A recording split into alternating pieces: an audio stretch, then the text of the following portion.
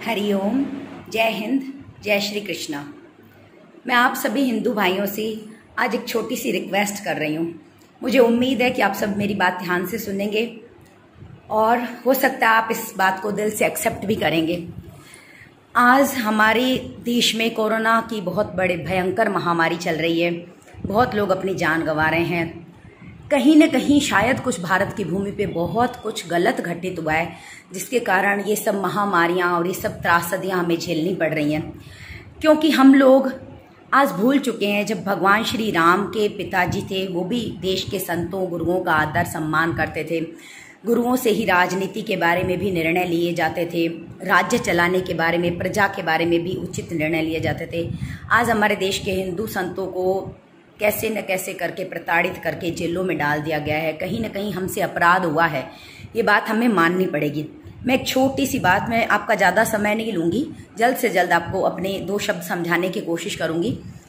देखिए, एक छोटी सी बात सोचिए, रेप रेप रेप जैसे गुरुदेव पर आरोप लगा, ऐसे ही कुछ और भी संतों पर आरोप लगे हैं इस तरह के। तो एक छोटी सी बात आप सुनिए और समझने की कोशिश कीजिए। मीडिया, जिस तरह मीडिया बापूजी के बारे में बताता है कि बापूजी बहुत पैसे वाले हैं, बहुत पैसा है, बहुत पैसा है, तो आप लोग इतनी सी बात सोचिए प्लीज। आम लोग, हम लोग इस धरती पर रहते हैं, इसी कलयुग के घोर संसार में रहते हैं, तो हम लोगों को पता है कि आज कोई बंदा अगर उसके अंदर विकार जाग रहे हों, हालांकि मैं बापूजी की शिष्या हूँ, मुझे ऐसे अपशब्द बोलने में बहुत ही आत्मग्लानि महसूस हो रही है, लेकिन मेरी मजबूरी है आप लोगों को समझाना। अगर किसी के विकार जाग रहे हो तो वो 1000-2000 रुपए देकर, आप लोग भी इसी दुनिया में रहते हो, आप लोगों को पता है कि पैसे देकर ये सारे काले कार्य होते रहते हैं।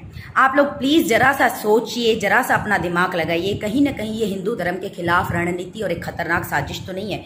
आज हम लोगों को हमारी इज्जत इतनी प्यारी है, इतनी प्यारी है, हमें कौन जानता है? 20, 50, 100, 150 इतने ही तो लोग हमें जानते हैं ना। फिर भी हमें हमारी इज्जत इतनी प्यारी है कि हम हमारी इज्जत को खराब नहीं करना चाहते। हम ऐसा कोई गलत कार्य नहीं करते जिससे हमारी समाज में छवि खराब हो, है ना। तो फिर एक संत, एक महापुरुष जिनको देश ही नहीं विदेश के लोग भी जानते हैं, जिनके करोड़ों अनुयायी है, क्या वो 80 वर्ष की उम्र में ऐसा गलत कार्य करेंगे?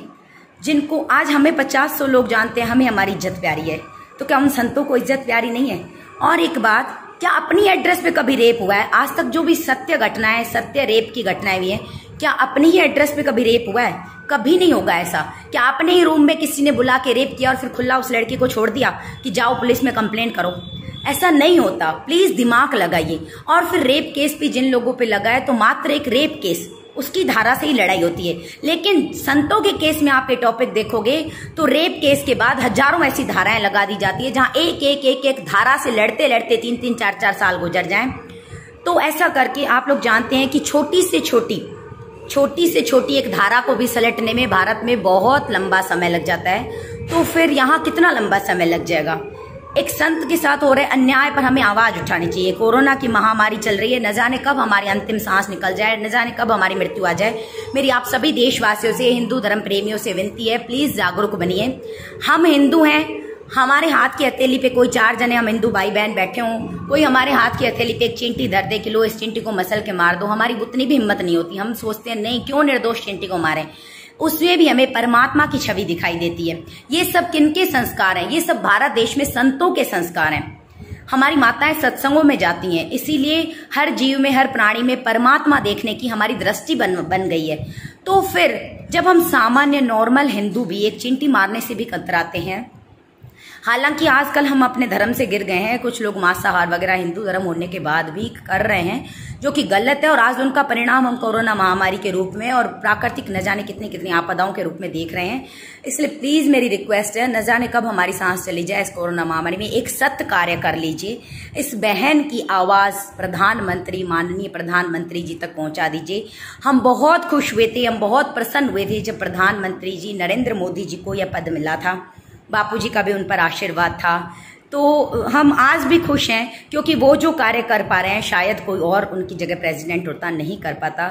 लेकिन फिर भी आज मेरी माननीय प्रधानमंत्री जी से नम्र विनम्र विनती है कि प्लीज हमारे भारत देश के जो भी संत समाज आज जेलों में बैठे हैं, प्लीज आप लोगों को पता है, सब राजनेताओं को पता है, सब लोगों को पता है, भारत की 75% जनता को पता है कि निर्दोष संत हैं और ये एक साजिश रची गई है और उनको अंदर किया गया है। प्लीज संतों को बाहर लाने में आप थोड़ी सी हमारी हेल्प कीजिए। आज भी आपके जो कार्य हो रहे हैं आपको जरूर भारत देश की जनता याद करेगी, आप बहुत अच्छे कार्य करते हैं।